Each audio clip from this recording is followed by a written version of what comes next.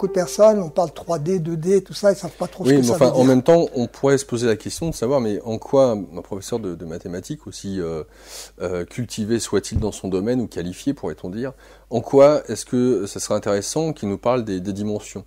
En quoi est-ce que le fait de pouvoir aborder ta vision de ce que sont la 2D, 3D, 4D, 5D, en quoi c'est pertinent ou intéressant? Et si je dis ça, c'est parce que est-ce que si tu vas nous présenter tes travaux, c'est en lien avec tes recherches, ça c'est une chose, mais est-ce que c'est en lien avec ton propre vécu, tes propres expériences?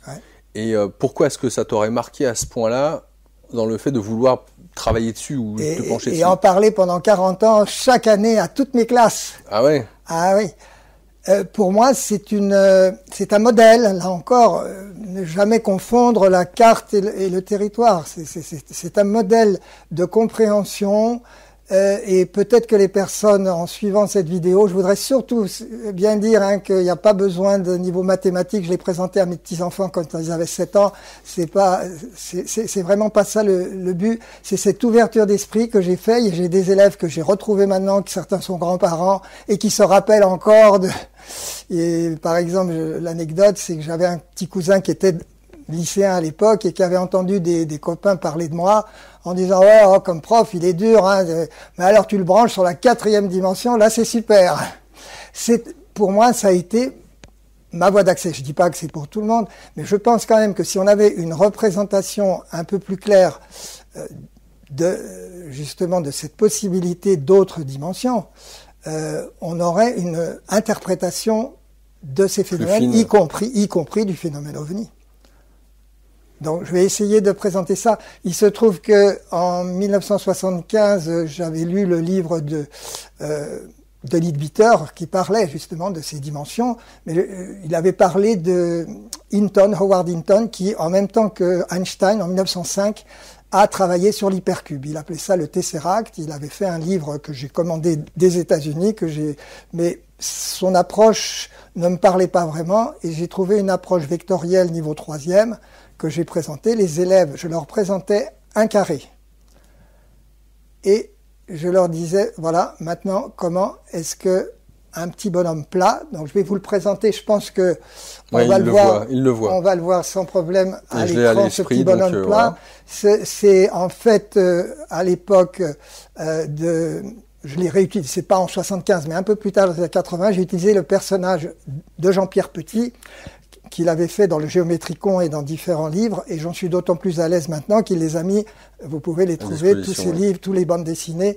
Donc ce petit personnage représente le bonhomme plat.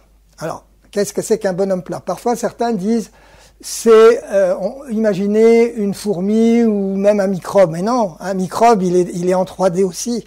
Il a une épaisseur. Même quand on dessine, il y a l'épaisseur du trait de crayon. Le mieux pour se représenter un bonhomme plat, c'est une ombre ou un point lumineux projeté sur un écran. Vous avez ce point lumineux.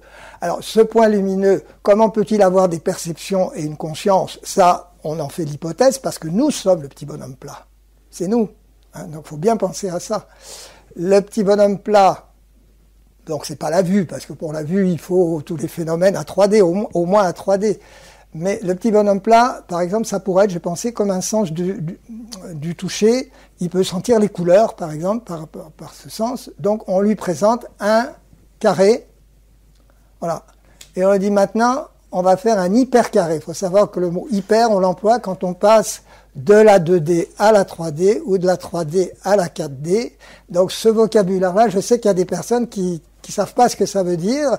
Et je vais donner une représentation. Alors, juste, première question. Quand tu parles, nous sommes le bonhomme plat. Oui. Ce bonhomme plat, donc, il est en 2D. Oui. Quand nous le regardons, il est sur une feuille. Oui. Pour ce bonhomme plat, un carré ou un cube dessiné en 2D, ouais. Pour lui, de ce qu'il pourrait voir, ça resterait une ligne droite, puisque tout est plat. Non, c'est quand même... Ça, c'est 1D, si tu dis une ligne droite. Ça serait qu'on serait sur non, une mais île. lui, de son point de vue, moi, si Non, je de regarde... son point de vue, il a les deux dimensions, il peut se déplacer dans son plan, aller passer d'un point à un autre, percevoir les angles droits, etc., d'une certaine façon qui est hypothétique. Je n'ai pas dit qu'il existait. Je dis que nous sommes, je dis pas que nous sommes des bonhommes plats, mais nous sommes par rapport à la quatrième dimension, nous sommes des bonshommes plats. D'accord. Ah, bon, je l'appelle le petit bonhomme, c'est pas pour ça qu'il serait petit, mais je l'appelle PBB en petit bonhomme plat, PBP. Donc, je vais donner déjà l'idée de 2D. Si vous prenez, si tout le monde connaît, quand on est sur une sphère, même si c'est pas plat, on a deux dimensions. Alors, on est sur la Terre. Vous avez la latitude, la longitude. La latitude nord jusqu'à l'équateur ou sud en dessous. Vous avez aussi est-ouest avec la longitude, donc à partir du méridien Greenwich qui a été choisi comme ça comme référence 0 degré. Donc pour se retrouver sur Terre, on va avoir besoin de la longitude, la latitude. Bon, évidemment, il suffit d'avoir l'adresse si on est en ville, mais si on est dans le désert, il faut avoir la latitude, la longitude. Bon, mais ça suffit pas. Si on va dans un immeuble, on se donne rendez-vous dans un immeuble. Eh ben, il y a la hauteur. Donc, on appellera ça l'altitude. Ça peut être en profondeur aussi. Donc voilà, on est dans un monde 3D, c'est notre monde. Alors c'est un repère local, latitude, longitude et altitude, qui nous permet de nous repérer sur Terre. Nous sommes chacun à un endroit. Si on allait dans un hôtel, si on va au hall d'entrée, on a la même latitude, longitude, mais si l'autre il est en haut, on le verra pas. Si on veut avoir notre rendez-vous, il en faut 3. Eh ben non, il en faut pas 3, il en faut 4. Il faut l'heure du rendez-vous. Sinon, on se rencontrera pas. Nous ne vivons pas dans un monde 3D. C'est une faute conceptuelle. Parce que si un objet 3D n'a pas le temps en plus, on ne peut pas le voir dans notre monde relatif. On n'a pas rendez-vous avec lui, on a loupé le rendez-vous. Voilà, donc je veux dire que, imaginez un objet qui n'a pas de durée. Vous ne pouvez pas le voir, il n'a pas existé en fait, sur notre plan. Dans les mondes subtils, c'est autre chose. Donc nous sommes dans un monde 4D, mais on a l'habitude de parler que des 3 dimensions de l'espace. Alors bien sûr, dans la théorie d'Einstein, il n'y a pas le temps d'un côté et les 3 dimensions. C'est plus compliqué, oui. C'est pour ça qu'on a, non, c'est autre chose encore, mais c'est pour ça qu'on a quand même dans notre représentation des 4D, la simplification que font les physiciens, c'est d'enlever une dimension d'espace pour regarder 2 dimensions de temps, 2 dimensions d'espace et une dimension du temps.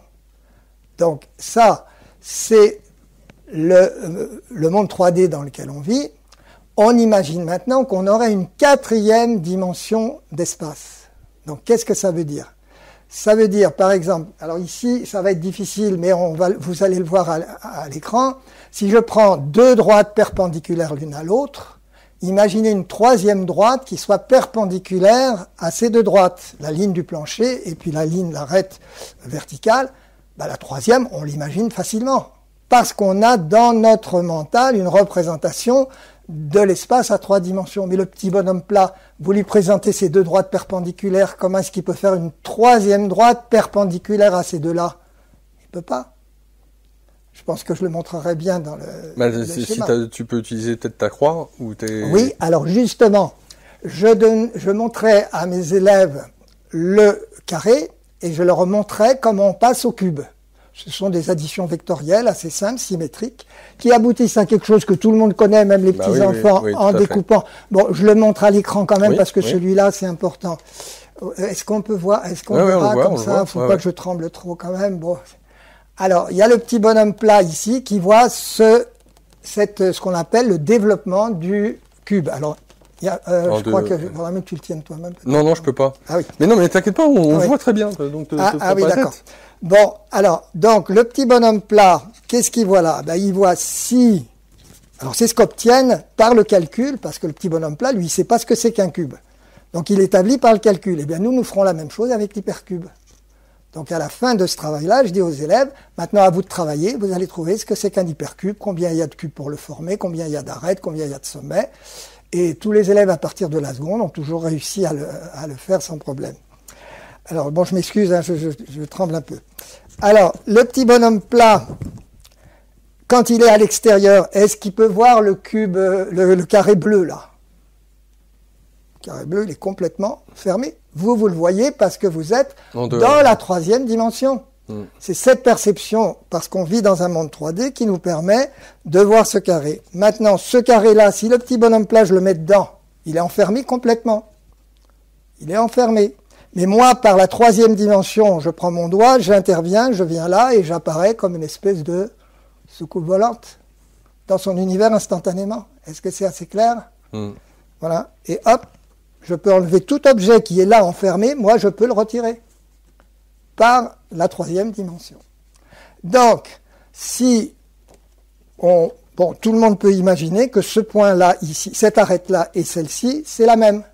Je replie par là, mais ça se replie aussi de l'autre côté. Le petit bonhomme plat, si ça part de ce côté, ça ne peut pas partir de l'autre côté en même temps. Ça va partir à la fois vers la droite et vers la gauche, et même ça va se replier avec le bas. Bon, je ne vais pas le faire là parce que ça ne va pas être très très bon, mais je le montrerai peut-être en image de synthèse. Donc voilà, là, alors je vous passe tout le travail des élèves, ça se passait bien, ça s'est passé bien pendant 42 ans, j'ai fait faire ça dans toutes mes classes, et on aboutit à cet objet-là, que vous verrez peut-être aussi en image de... Ouais, ce qui est intéressant, c'est que ce que tu nous as montré, c'est la version 2D d'un cube. Alors là, tu nous proposes la version 3D, non pas tant d'un cube, mais il y a autant de cubes qu'il y a de faces, en fait. C'est l'hypercube. C'est l'hypercube. C'est la représentation de l'hypercube. Il faut donc imaginer que cette face-là, elle va se replier avec celle-là. Bah, repensez toujours au petit bonhomme plat. Il ne peut pas imaginer que ça se replie entre ce point, je le remets là, cette arête-là et celle-ci, vous imaginez qu'elles vont se replier. Parce qu'on passe par la troisième dimension. Ici, par la quatrième dimension, tout se replie. On a 8 cubes, donc les élèves le découvrent par le calcul. Ça prend une petite heure, quoi. Après, ils faisaient les découpages, parce qu'on n'est pas obligé de faire cette forme symétrique. On peut en mettre un ici, on peut en mettre et chercher toutes les formes possibles. J'ai eu vraiment des élèves très très intéressés. Il s'est passé que, alors je le montre, je pense que ça sera à l'écran. Donc, le petit bonhomme plat. Ensuite, on lui montre la perspective cavalière du cube. Vous voyez, tout le monde peut imaginer ici que le point O et le point E sont à la même distance que ce point A3 et ce point B. Et même celui-ci et celui-là. Avec la 3D, on a donc, avec la 3D, il n'y a pas de problème, il y a un effet de perspective. Vous pouvez même imaginer que le point O est devant. Essayez d'imaginer que tout d'un coup est devant. Eh bien, vous allez avoir cette illusion d'optique qui correspond un peu à la perception de la quatrième dimension. Vous basculez, enfin là c'est la troisième, mais quand on passe à l'hypercube, c'est la quatrième dimension. Alors ce que j'ai fait, c'est que je me suis dit, ben, tiens, je vais essayer de faire pareil, passer de la perspective cavalière du cube à la perspective cavalière de l'hypercube. Et j'ai pris des allumettes, du scotch, puis j'ai commencé à monter comme je pouvais cet objet, puis je dis, ça ressemble à une molécule. Je suis allé au labo de physique de mon lycée, Paul Valéry, là où j'enseignais, et puis avec les boules, j'ai construit l'hypercube. Après, ce sont plus des boules maintenant, enfin maintenant je sais plus où on en est, mais alors je le montre un peu à l'écran, mais après vous le reverrez. Voilà. Donc ça, c'est la perspective cavalière de l'hypercube en dimension 3. Vous avez 8 cubes, mais ces 8 cubes s'interpénètrent pas, faut pas croire, c'est comme ça, vous voyez des cubes. Je reviens sur l'autre. Dans le cube, vous avez deux faces qui sont des carrés, et les autres, ce sont des parallélogrammes en perspective, qui sont obliques. Vous avez la même chose ici, vous avez deux cubes, un cube ici, un cube là vrai, qu'on voit bien, et les autres en perspective. Eh bien, ce point-là et celui-là sont à la même distance l'un de l'autre que ce point-là et celui-là. Mais là, on ne peut plus le comprendre parce qu'on n'a pas dans notre mental actuel la perception de la quatrième dimension, ou peut-être certaines personnes l'ont. Enfin, en tous les cas, moi, ça fait 45 ans, j'ai pas encore réussi, je ne veux pas croire que... Mais voilà, on sait ce que c'est. Alors, je montre ça à mes élèves en 1975, ils me disent, mais monsieur, on l'a déjà vu au Palais de la Découverte. Comme quoi... C'était au Palais de la Découverte, dans la salle des mathématiques, vous pouvez encore, je pense, aller le voir. Vous avez l'hypercube 4 avec les 8 cubes, et vous avez l'hypercube 5 aussi. Alors là, c'est encore plus compliqué, à 5 dimensions. Comment est-ce qu'on passe d'une dimension à une autre? Je montrerai ce schéma aussi. Vous avez le carré qui a 4 segments, 4 points. Après le cube, 6 carrés, 12 segments, 8 points. Comment on peut faire ce calcul et continuer comme ça? Eh bien, il y a une règle très simple. Vous prenez une case, vous doublez l'autre, vous faites la somme, et vous arrivez à savoir combien il y a de cubes en dimension 7, par exemple. Eh bien, vous avez 560 cubes de cette dimension qui tiennent dans un espace comme ça. Ça vous dit que plus on est en dimension élevée, plus il y a de la place. Je crois que pour les élèves, ça leur a ouvert l'esprit. Parce que vous voyez, quand les gens disent « je ne crois que ce que je vois », alors on les montrera, je pense, à l'écran, ça sera mieux. 2 droites parallèles. Bah oui, je crois que non, elles ne sont pas parallèles. Je vois un renflement vers le centre. Illusion d'optique. C'est pareil pour le cercle. Ici, vous voyez un cercle, il paraît un peu ratatiné sur le haut, sur le bas. Et oui, on croit que ce qu'on voit est le carré. Et voilà, donc je montrais ça à mes élèves, le carré, avec un angle qui paraît pas tellement droit. Et pourtant, il est parfaitement droit quand vous prenez l'équerre.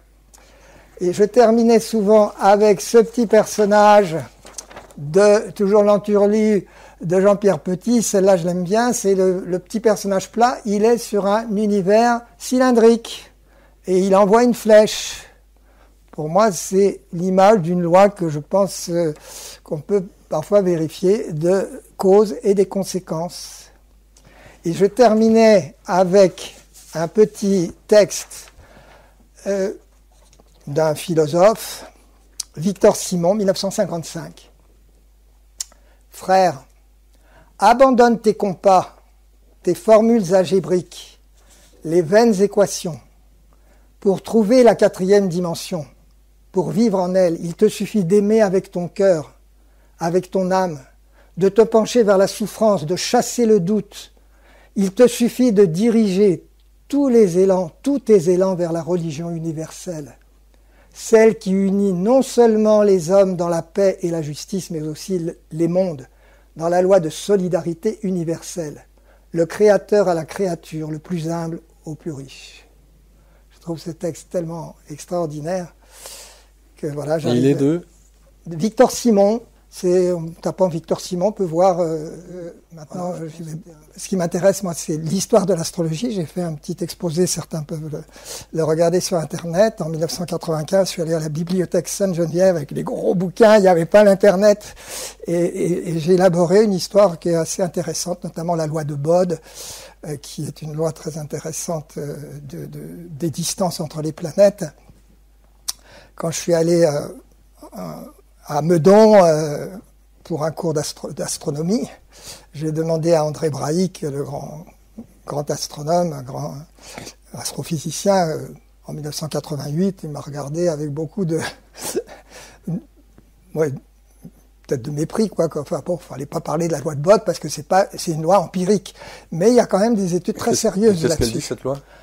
Cette loi, je vous renverrai aussi à un petit exposé que j'ai fait dans une vidéo, parce qu'aujourd'hui, on va pas se lancer là-dedans. C'est vraiment d'ordre statistique. Chaque année, pendant des années, dans mon cours de statistique, il y avait un petit exercice où je donnais les distances des planètes au Soleil sans qu'ils le sachent, les élèves. Je mettais pas ça en millions de kilomètres. Je prenais une unité qui pouvait pas savoir ce que c'était. Par exemple, je mettais 14,9 pour la Terre, ce qui correspond à 149 millions de kilomètres. La distance moyenne, parce que comme ce sont des ellipses, c'est pas toujours, par exemple, en mois de janvier, les gens croient qu'on est plus près du Soleil.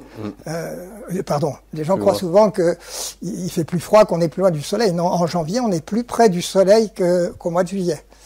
Et voilà, donc c'est des ellipses, mais en moyenne les distances, ils ont les distances, ils font une loi statistique sur laquelle je voudrais pas repousser certains de ceux qui nous regarderont dans la vidéo, mais ils faisaient cette étude et on a un alignement parfait.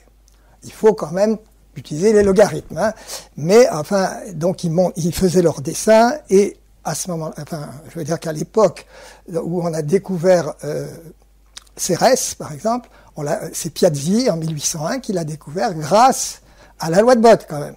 Il y avait un trou entre Mars et Jupiter, et c'est comme ça qu'on a trouvé la ceinture des astéroïdes. Bon, il s'est trouvé qu'avec Uranus, ça marchait bien, mais avec Neptune, ça marchait plus tout à fait, donc elle est tombée un peu en désuétude. Si vous tapez loi de Bode sur Internet, vous verrez des centaines... BODE. En fait, c'est pas lui. BODE, c'est un astronome donc du XVIIIe siècle, mais c'est pas lui qui l'a découverte, c'est Tits, Jean-Daniel Tits, ou Titus. Parce qu'on latinisait les noms à l'époque. C'est lui qui a découvert cette loi. Et bon, je me suis toujours intéressé parce que pour moi, il y a quelque chose là-dedans qui aussi va plus loin que ce que l'astronomie veut nous dire de la formation du système solaire, vous voyez. En tout cas, c'est des pistes de réflexion pour les internautes. Voilà.